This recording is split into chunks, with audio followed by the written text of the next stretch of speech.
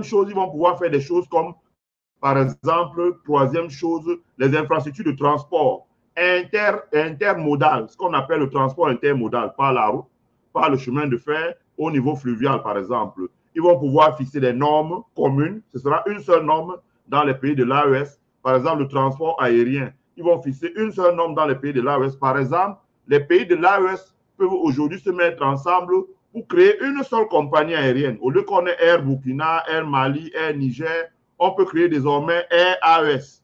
Et cette compagnie aérienne aura un droit de navigation exclusif sur le marché domestique des trois pays. Ça veut dire au Niger, etc. Dans un périmètre qui a 100 millions d'habitants, la compagnie aérienne sera d'office déjà rentable.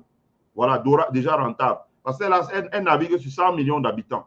100 millions d'habitants. Et elle pourra donc négocier les droits d'atterrissage et elle sera en position de force pour négocier les droits d'atterrissage par rapport à des pays voisins comme le Bénin, qui ont des populations de 10 millions, etc. etc. Donc, c'est ça va compter. C'est-à-dire que la taille du marché domestique de l'AES, le potentiel